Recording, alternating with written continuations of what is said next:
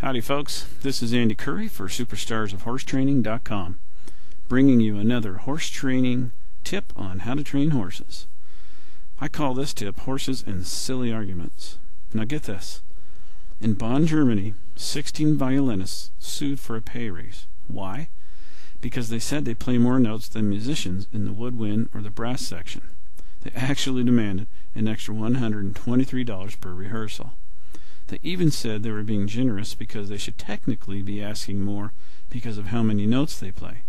Being a musician myself, I have to say that's a silly argument. You play for the love of it, not the money, usually. But life's full of silly arguments, isn't it? In fact, there are lots of silly arguments in the horse world. Some people believe one thing while others believe the total opposite. But here's some things you can not only believe, but you should make a habit with your horses. First, don't be a dictator to your horse. Instead, be a leader. A leader is in between dictator and being too soft. You can't be either. You got to be the leader, or your horse will be. Never end with discipline is the next one. Why is that? Because horses remember the last thing you did, and if it was negative, then that's what they remember. Thus, you want them to remember the positive. Now, why is that important? Well, think back to someone who treated you negatively. If you can come up with someone, then it's likely that person has a bad vibe in your conscience.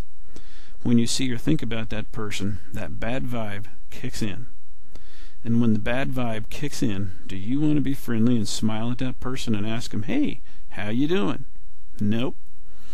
You might even hope they get a little dirt in their eye. Worse, would you want to do anything for that person? Probably not. So what makes horses any different? It's a subtle thing, but it's really quite powerful. So you got to be careful how you discipline your horse, because you always want him to be with you, to try hard for you, and so on. Now here's an even more compelling reason you need to think about being the leader and ending with a positive. Now in the real world, like riding on the trail for instance, horses will go into self-preservation. That means they will take care of themselves first before anything else. So you're in for a wreck unless they understand you're there to take care of them and keep them safe. That may be done through a one-rein stop, or a whoa and a rest, or whatever.